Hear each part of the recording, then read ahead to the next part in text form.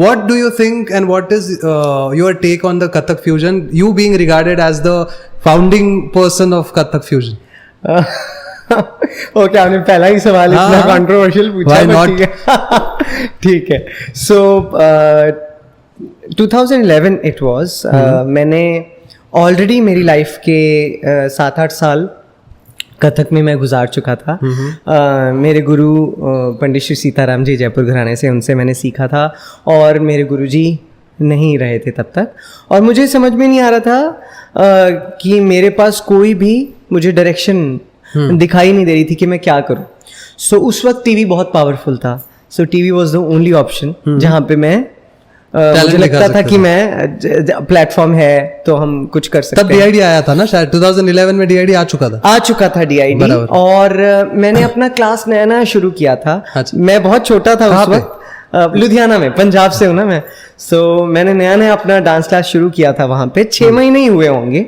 और मेरा जो पहला ही बैच था, मेरे पास सब डिफरेंट एज के बच्चे थे। कोई छोटी सी बच्ची थी 7 साल की, कोई मतलब मेरे से भी बड़ा था एक हमारा शम्मी, फिर बच्चे बाकी सब, क्योंकि मेरी भी ज़्यादा एज नहीं थी, सब मेरे से 2-2, 3-3 साल छोटे थे। सो फिर हमने सोचा कि मैं उनको लेके जाता हूँ।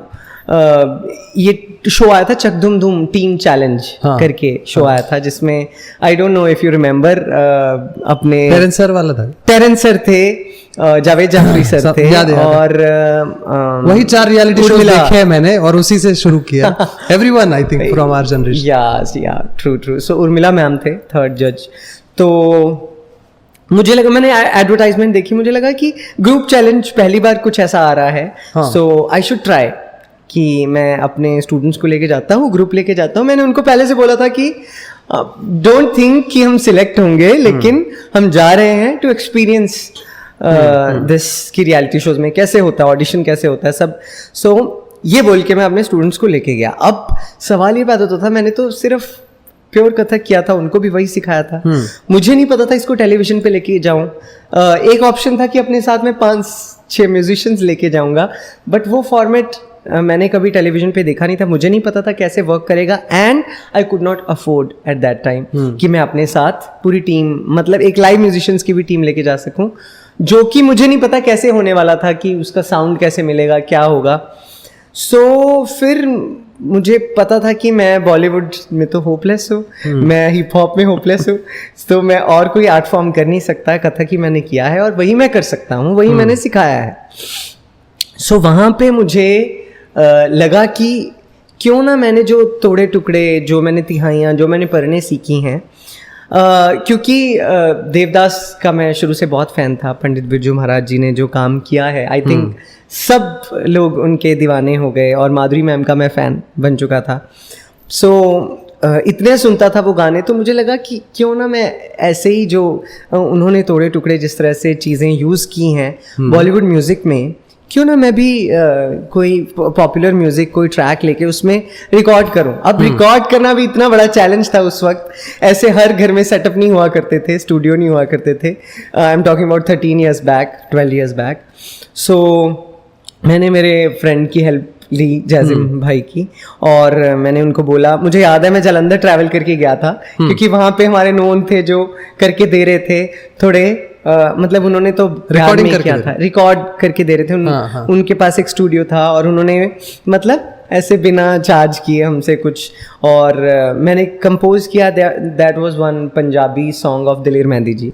सो मैंने उस पर पहली बार कुछ ऐसा तोड़े टुकड़े रिकॉर्ड किए। फिर हमने मेरे फ्रेंड को रिक्वेस्ट करी कि आप तबला बजा दो इसके ऊपर, and finally the track was ready.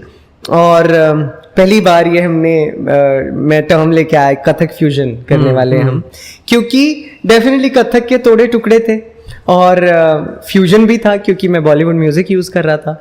सो मुझे लगा this is the right word to use, Kathak fusion, क्योंकि मैं डेफिनेटली कथक को यूज़ करना चाहता था, क्योंकि मैं एक तरह से टेलीविजन पे रिप्रेजेंट कर रहा था। और क्योंकि बहुत गुरुज रिस्ट्रिक्ट रखते हैं इसको, तो अपने स्टूडेंट्स को, मुझे नहीं पता मेरे गुरुजी होते तो वो क्या बोलते, आई डोंट नो। अब शायद वो खुशी होंगे मेरे ऊपर जो भी मैं कर रहा हूँ, लेकिन इस वजह से आई थिंक टेलीविज़न पे नहीं आ पाया कभी भी जो कथक था। लेकिन 2011 में आई ट्राइड, मैंने ऑडिशन दिया दिल्ली में अपने स्टूडेंट्स के साथ, और मुझे नहीं पता था हम क्या नाम रखें हमारे ग्रुप का। वहाँ पे ऑडिशन फॉर्म भर रहे थे तो अच्छा नाम क्या रखना है ग्रुप का, तो हम सोच रहे अच्छा ठीक है। मेरे बेस्ट फ्रेंड ने सजेस्ट किया था मेरी अकेडमी का नाम जो था रॉकर्स विला। ठीक है, तो उस वक्त बड़ा होता है ना, नए नए आप टीनेजर होते हो, बड़े रॉक और कथक मतलब एकदम ऑपोजिट हो गया। ऑपोजिट बिल्कुल।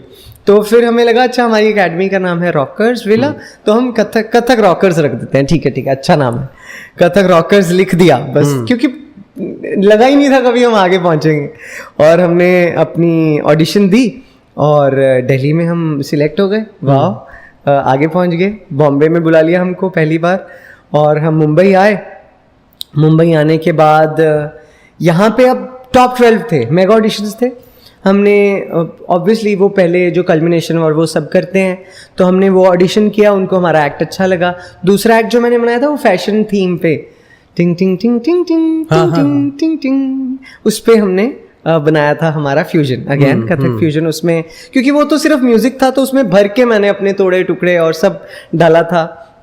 और मेरे से पूछा, बटविन सर हमारे थे वहाँ के सुपरवाइजिंग कोरियोग्राफर। नहीं, एक्चुअली टेरेंस सर की टीम थी, तो ऑब्वियसली टेरेंस सर को के राइट हैंड थे बटविन सर। सो बटविन सर ही सुपरवाइज कर रहे थे सब कुछ वहाँ पे। तो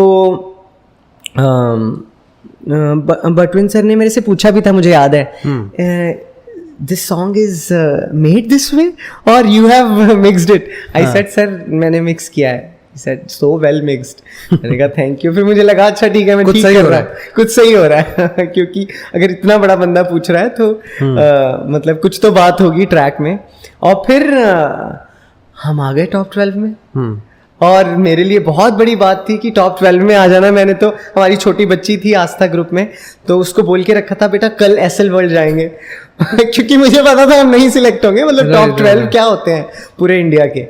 और वो बेचारी बाद में जाके भी बोल रही क्रू मेंबर्स को, हमने तो एसएल वर्ल्ड जाना था लेकिन हम सिलेक्ट हो गए मतलब वो इतनी दुखी हो रही है, और मुझे समझ में नहीं आ रहा कि क्या मतलब उसको अभी कैसे हम खुश करें। बट ठीक है, एनीवेज हम लोग टॉप 12 में आए। और अगले दिन से बैंड्रा वाले ताज में हमारी वो थी प्रेस कॉन्फ्रेंस, और हमें लगा वाह हमारी तो लाइफ बदल गई, हम स्टार्स बन गए। लेकिन उस वक्त कुछ नहीं पता था टीआरपी क्या होती है, क्या मतलब मैंने पहली बार देखा था टेलीविज़न को, दुनिया को इतने करीब से। और शो की टीआरपी बहुत ज़्यादा नहीं थी, मतलब हिट शो नहीं था इन शॉर्ट। तो लेकिन हम पहुंचे टॉप 7 तक उस शो के, और बहुत अच्छा एक्सपीरियंस था। लेकिन 3-4 एपिसोड्स के बाद आई वाज ब्लैंक कि मैं क्या करूं।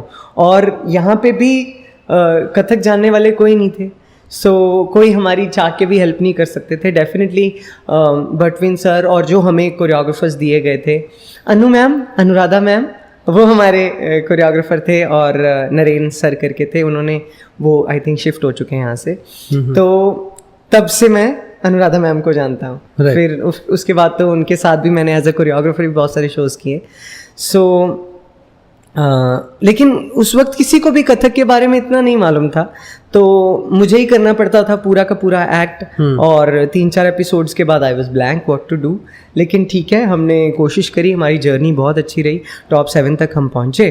और लेकिन मुझे पता लग गया था कि दिस इज़ माई प्लेस, मुझे मुंबई ही आना है और मुझे अब पंजाब में नहीं रहना। तो हम शो से एलिमिनेट हुए। मैंने जाते ही मेरे मम्मी पापा को बोला कि नहीं मुझे तो मुंबई ही जाना है। तो उनको लगा अच्छा नया नया जोश है, अभी टीवी से आया है, ठीक है। उन्होंने बोला ठीक है कोई बात नहीं, आप ग्रेजुएशन कंप्लीट करो, ग्रेजुएशन करोगे।